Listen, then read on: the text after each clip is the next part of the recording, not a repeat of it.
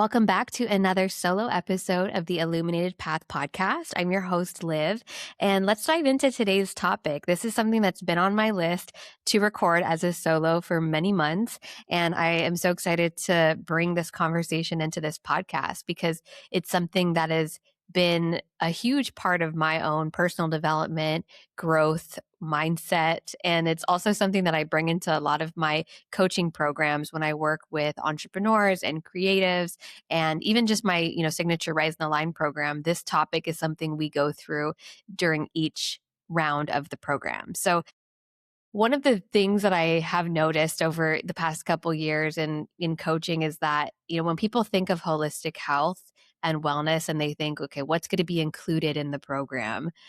Of course, they automatically think of things like exercise, nutrition, sleep, self-care, mindset around just beliefs, but they don't often think about or think that we're going to talk about money. And I do love to bring in money mindset into my work because there's so much under the surface and so much under the hood of this topic that we'll get into today as well. But when we think about our mindset and just how we approach our finances and how we approach money in general, there's a lot that is typically hidden, whether it's money blocks, our money story, our, beliefs about ourselves and receiving. So we're going to get into all of that today. And I'm going to share some of the things that have really been a game changer for me personally, especially in the past, I'd say 5 to 7 years, and the way that I think about money and the way that I approach it. So before we actually talk about money as the path, I do want to talk about, one of the sort of overarching themes that typically comes up when we talk about money mindset. And that is really looking at and taking a hard, honest look at your relationship with scarcity and your relationship with abundance. And so one of the exercises I do with my clients just right off the bat, and I invite you to do it with me as well, is when you think about scarcity, just notice what comes up for you. Notice maybe the first words you think of, even notice how it feels in your body. Like oftentimes when we think of scarcity, we automatically feel something in our body, right? Whether it's our chest tightening or we feel it in our gut or we all of a sudden feel tense. Scarcity has an energy, a frequency. It has, there's we know what it feels like to feel that sense of scarcity. And when I say scarcity, you might think back to a certain time when you have felt that, whether it's scarcity in money, resources, time, whatever it might be.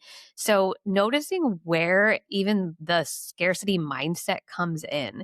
And, if I'm being honest, when I moved back to Guam, I really, really noticed the amount of scarcity mindset that exists here. Not necessarily in, honestly in a bad way, but I just noticed it, right? Living on an island in the middle of nowhere, with limited access to certain things, limited resources, where, there's not that much competition of certain, industries, there is a feeling of scarcity. Like there can only be one, or we can't have, there can't be too much of the same thing, or we don't have enough. There's a lot of not enoughness that I really noticed here. And maybe that was moving from a city environment, but I grew up here and it was never something that I noticed or it was like I was even aware of. But I noticed coming back, like, yeah, a lot of conversations carry the energy of scarcity. And I'm sure this is not just, unique to Guam. This is something that people might experience in small towns or just small, areas, certain, even within certain communities, within certain groups. So just notice, like, where does scarcity come up for you outside of perhaps money? And maybe it doesn't come up in the money field, but noticing where you do feel that sense of lack or not enoughness, because that could be a huge cue and a huge, huge clue into where else this might show up in your life. On the flip side, when we think about abundance, just take a moment to notice when you think about abundance, what comes to mind? What do you visualize? Where do you feel that in your body? And when I've done this exercise with clients, and I've had them share after, they do notice that with scarcity, you're feeling that sense of tightness. You're feeling it in your gut, your shoulders, your heart even. But with abundance, there's like a lightness. There's a feeling of flow. There's a feeling of like an exhale, like you can finally breathe. And so just noticing that too, and noticing where abundance shows up for you in your life, right? And that could be an abundance of money, time, resources, love, community, like, and one of the biggest shifts I've made in my own personal life is really tapping into that frequency of abundance as often as I can, really noticing how I talk and how I, share, and how I can really embody this feeling of abundance and really giving from this place of overflow. And that word in particular really sticks to me when I think about money mindset, and a lot of the shifts and changes I've made around money and how I spend money and how I invest money is this sense of giving from a place of overflow, whether that is again from financial space, resources, time.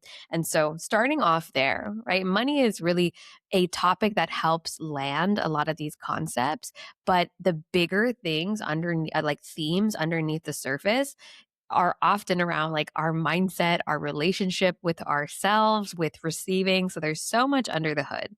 But I would say the first, and I've been doing this money mindset work for a couple of years now, but I would say the first introduction to it, a number of different teachers and coaches that introduced me to it. But I would say the first, I guess, level one for me of understanding this was really taking a look at my money story, right? And everyone has a money story, and everyone was introduced to money at a certain time, at a certain age, in a certain circumstance.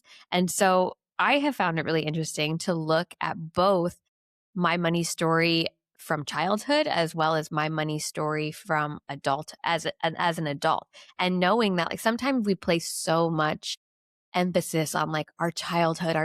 So much happened in childhood that impacted us now, but a lot of stuff does happen in adulthood that actually impacts the way that we view, our money mindset and the way that we approach this like feeling of abundance. And so a couple of the things, and I'll share some of these questions as we go through and for you to think about for yourself. But when you think about the first time that you were even introduced to money, how it even became something that you even knew about, that is interesting to think about, right? Because sometimes people are introduced to money, for example, as like, oh, you're going to get allowance for doing chores, right? Or you're going to be given a certain amount of like lunch money that you are going to have to spend over the week. Or perhaps it is, you see little kids selling like lemonade stands or selling Girl Scout cookies or selling something, right? Like, and that could be their first introduction to money. I have like a very vivid memory of my sister and I when we would go to Europe during the summer to visit our dad that lived there. And I have this vivid memory of us like making these little bracelets and like trying to sell them. We were very like entrepreneurial very early on, but that to me like really stands out. I do remember getting like a certain lunch money that I had to kind of budget for the week, right? And so that was an early introduction to money. I also think about like my first jobs, right? My mom was very adamant about like get a job as as soon as you're able to. So I was working very early. Like I was working 2 jobs in high school. I was working in retail. I was working as a server. I was working at a kid's summer camp one year. I was working very early on, but it wasn't necessarily for money as like the focus. Yes, I got money that I was saving, but I wasn't like I'm working for the money. It was more of like it was, to keep me busy during this summer. It was obviously to like have this responsibility and be able to contribute and save and all of that. And so those are interesting things to think about. I invite you to think about that for yourself. Like, where was money introduced to you, and in what way did you first have your own money to spend? It's also interesting to look at your, both parents as well as just family and how they view money, and maybe how money was introduced in those relationships. So as an example for me, right, my mom has been in banking for a really long time. So obviously she's going to have a lot of, beliefs around, saving and very financial responsibility and all of that. Versus my dad was a little more like entrepreneurial, a little bit more like, taking a lot of risks. And so his view of money and how he, sort of shows money, shows his beliefs about money was completely different. And so also different cultures, right? My mom's from Guam, my dad's from Italy. They have like different relationships with money, just in terms of, what you see in those places and how they spend money just as a culture.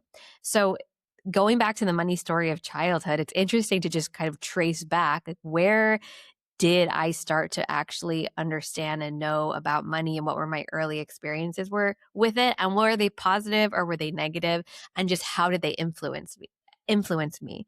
The second part is looking at adulthood, right? So actually, when I think about some of the like big moments with money that really stuck to me, they were actually when I was a little bit older. So then maybe they were when I was in college or during my first job. So when I think back to like certain things that happened financially that really stuck with me, it was things like, for example, getting my first job, having to negotiate my first, the first time I negotiated my salary. That was a big, conversation. There was like a sort of money surprise that happened. Like, long story short, when I was living in Amsterdam, I was working for a company in the States, but I was working in Amsterdam, and basically the company like made a mistake in taxes, and I ended up having to owe a bunch of money that I wasn't expecting. And anyone who's had that type of situation at all, where it's like a mistake, a financial mistake that like someone else made, but you have to pay for it, is huge, right? When you're just not expecting it. So that always to me sticks as like almost like a traumatic money event that I was not expecting. When I bought my first house, right? Or my only house, I only have one house, but when I bought my first home, that was a huge thing, right? Of like putting money down, saving, going through the process of applying for a loan. Like, that whole experience was very new to me, and I'm very proud of it. But I do feel like it definitely, brings things up in your, as you're making these big financial commitments. A lot of mindset work does go in the process of it. So I want you to think about, just for you personally, as you're listening, what are some of the maybe memories that come up around money? What are some of the things that come up as, like, again, some of those financial traumas of like having to owe money, pay back money, unexpected money that you have to give? I always say, like, whenever something happens with your car, it's never convenient, right? It's never convenient, especially when you're younger, you like don't have the money, or you're saving money, in college or right after college, and then you have to do something with your car. I've had so much car trouble over my life. So I always think of like, oh, those are the worst when it comes to, those kind of financial surprises. So taking it back to how this impacts us today, or me today, when I think about the money mindset shifts that I've made, I would divide them into two categories. I would divide them into the more of the practical side, and then more of the energetic side. And caveat here, I am not in any way any sort of financial expert or advisor. These are not tips. These are not suggestions. These are just things that I have started to do that have really made an impact in my life. And so I'll start on the practical side, because that part's a little bit more, I think, easy to digest. But one of the biggest things that I remember, one of my coaches from back in the day saying, is that you have to spend time with your money. Spend time with your money. So one thing I have my clients do, I call it the aligned money date. And it's spending time with your money, looking at, so having some type of ritual, whether it's monthly, whether it's weekly, to look at what's happening, right? To look at your accounts, to see what's coming in, to see what's coming out, to make transfers, pay things off, whatever it might be. I have this, part of what I actually have learned to enjoy over time as a business owner is really looking at my numbers and really knowing like at like what is the financial health of my business and playing a more active role in that. And I would say in the beginning I kind of didn't do that as much just from a knowledge perspective. But now I feel like I actually, leaning into those money dates, I do like spending time with my money and seeing like how can I make this work for me? And just having a very clear view. What are the due dates? What are the bills? What are the next deductions? Whatever it might be. And so that's been just a huge thing. I always recommend to try to make this as fun as possible, right? So, like, if you're going to have a money date, let's say you sit down with your partner and you guys are going to talk about finances for the next few months, like, how can you do it over dinner or over, like, just to make the environment and the experience already in that abundance frequency. And so money dates are a huge part of that for me. I also, something that has stuck with me over the years is just the idea that money likes a place to go. And this is huge. And I do feel like this kind of goes hand in hand with manifestation and manifestation work.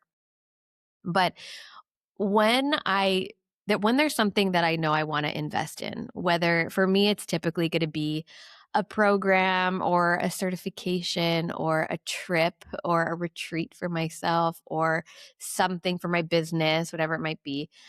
When I know that there's something that I'm really desiring, and that could be an experience, a service, a product, I like to actually write those things down as part of those money dates. So, for example, if I'm eyeing something, let's say I'm eyeing like a certification program that's, let's say, $5,000.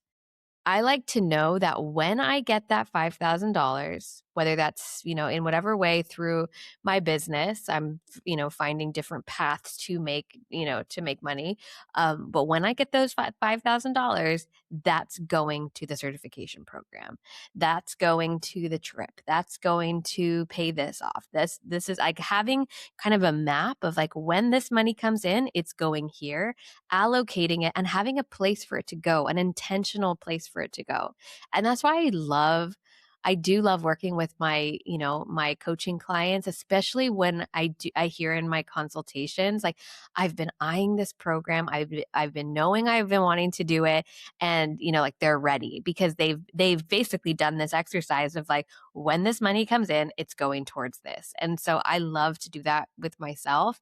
And I find that it makes it just really intentional. The other day, I was sitting down with my husband and we were talking about some renovations we want to do with our house and kind of just mapping out, what's the cost of what that's going to be. So we said, okay, when this amount comes in and we have this, it's going to go directly towards this renovation, right? And already just making that decision and deciding like this money has a place to go, has a place to land, that's intentional, that's actually going to go towards like the value of our house.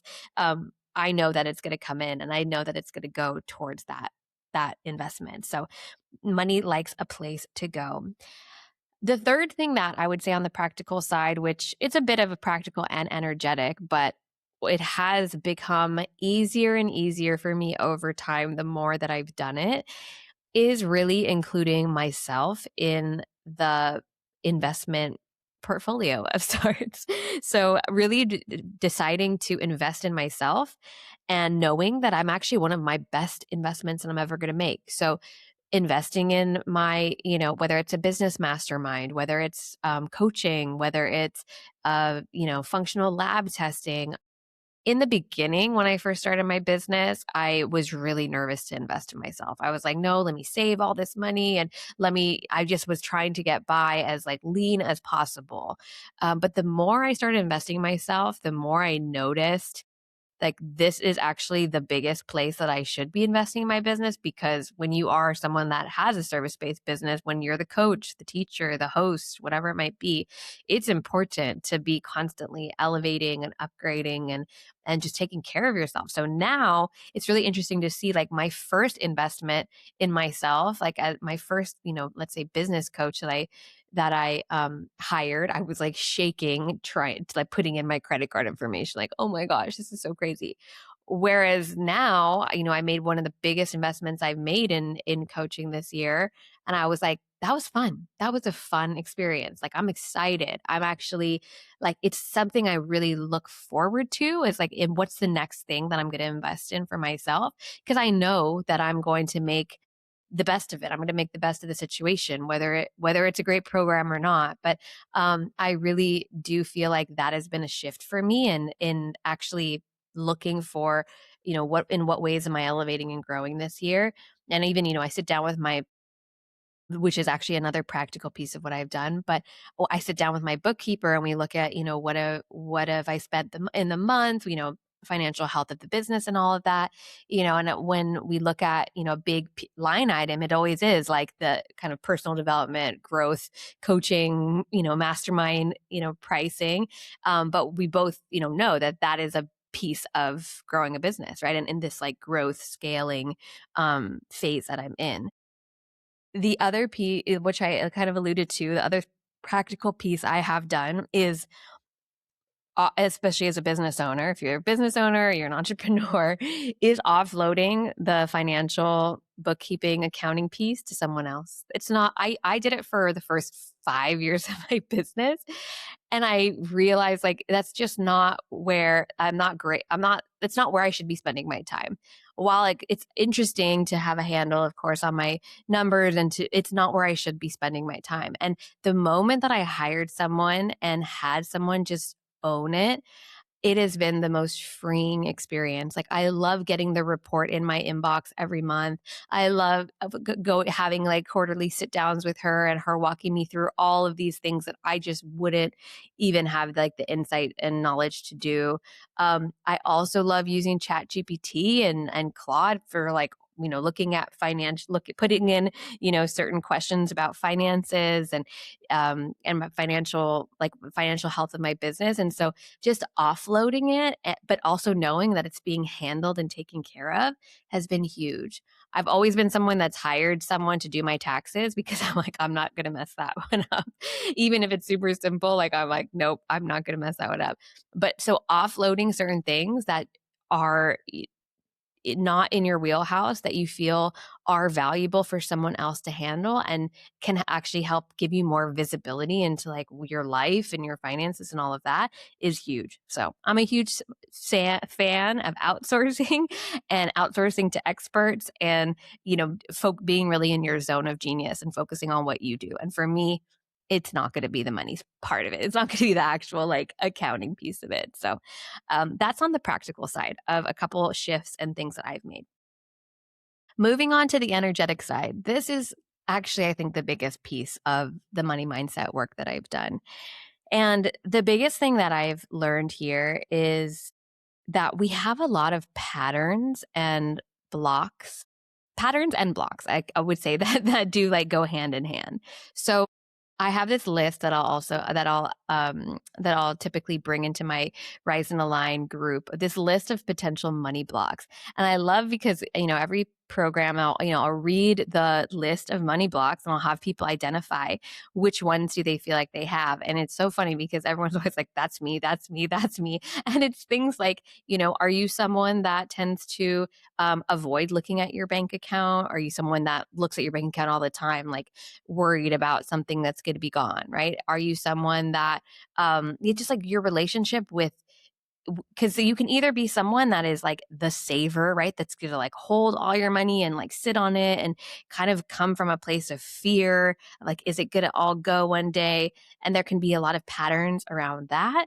On the flip side, you could be on the other side of like, I'm just going to spend. I'm not even going to look at my finances. I'm just going to like, and actually not want to look at it, right? Not want to look at the bills, not want to look at the due dates, not want to look at, whatever it might be.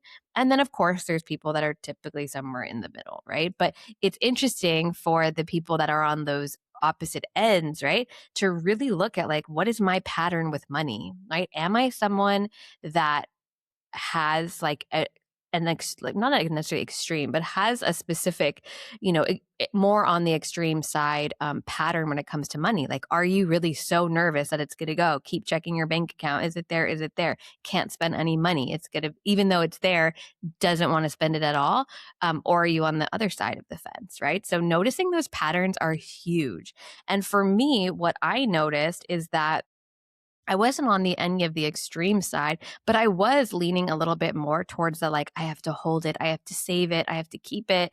And I know where that comes from, right? That does come from, it does come from a good place, right? Of like wanting to be responsible for money, all with my money, always wanting to have like a just in case emergency fund, right? Just being very responsible my whole life with money. And so for me, over these past years as an entrepreneur, it has actually been pushing the edges of that a little bit and starting to notice like, well, why do I feel like I have to hold it and I can't actually circulate it? The moment I started to really think about money as like this circulation of like, it's going out and it's coming in, it's going out, it's coming in. And it has to have that experience. Like, money likes to move. That to me was it seems so simple, right? But for me, it was this huge eye opener of like, I actually do have that. I was operating from a place of like scarcity and just like, protection of it, but I wasn't allowing it to circulate. And when I did start to like invest in myself, invest in my business, make bigger financial moves, like it started to come back and multiply. And that to me was like that just like idea of it has to circulate was a huge game changer for me. So again, asking yourself if you're holding on to it, why? And if you're spending like frivolously, why, right? Like it's asking yourself, why do you do these patterns or why do you have these certain behaviors when it comes to money? And I have found, at least in the money mindset work that I've done with my clients over the years, that it typically will trace back, and these are by no means all of the things, but it'll typically trace back to three big themes. And that will be around fear, that'll be around trust, and then also worthiness. Worthiness comes up be more than you can imagine in the work that I do. A sense of actually feeling worthy to receive, feeling worthy of that abundance is huge. And that has come up even for me in my own world as I've done things like, raise my prices, right? Raising my prices was one of the biggest money mindset work, chapters that I had. And now I know that like raising my prices is a part of my business. The more that I experience that I get, the more quality that I provide, the more, the more actual proof of what I'm doing works, the more that I do get to charge, right? I'm not just starting out. It's not like my first year, my first client. The more that I have seen these transformations happen, and even with that, right? People charge their prices or change their prices for a variety of reasons, right? It could be that they would just want to have more premium pricing. They want to call in a different type of buyer. It could be related to other prices in their industry raising, right? It could be related to so many things, right? Now, when I see someone else raise their prices, I'm like, good for them, right? Great. A restaurant raises their prices because of the food cost. Someone raises their program price. I'm actually like rooting them on for changing their pricing, right? Because it is part of the natural evolution of your business. But the first time I had to change my prices or raise my prices, I was so nervous. And it came back to fear, trust, worthiness. Will anyone come? Will anyone buy? Like all of that stuff comes up when you're doing very simple things related to money. So noticing as you think about this, where would you map some of your patterns back to? Would it be fear? Would it be trust? Would it be worthiness? And so when we look at money as a whole, and the reason I even bring this topic into my programs, again, people are like, we're talking about money this week? Like I wouldn't expect us to be talking about that. They love this session because behind the scenes, again, money is the path, the thing that we're talking about to help some of this land, but so many of our decisions are actually driven by it. Like the way that we're making decisions about our money, what we're spending on, what we're not spending on, what we feel worthy to receive, even our boundaries with money, right? Like, are we lending money to people? What's our relationship with boundaries around finances? What happens when a client asks for a refund? Like, what comes up? So much of our decisions are driven by like this currency, right? This energetic currency that we have.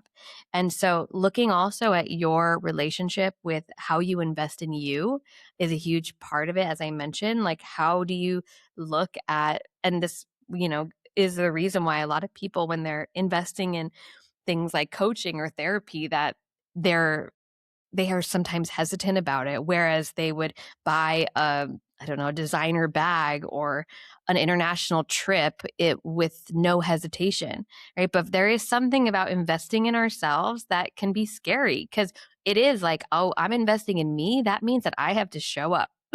I have to do the work. I have to be here. And that's why when people sign up for memberships, for a gym, for example, or whatever it might be, sometimes it can be a harder decision than literally like going to dinner, even if it's the same price.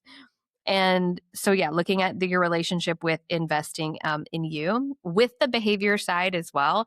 Notice if you do use money in any sort of coping mechanism or coping skill. For example, a lot of people stress eat, they also stress shop. That's why they call it retail therapy. So just noticing again, like when you are doing that, why? For any of these questions, it's asking that deeper level of like, well, why do I do that? Why do I feel like that? Why does this pattern keep happening related to finances? And these are, just simple questions that you can start to ask yourself to uncover your money mindset.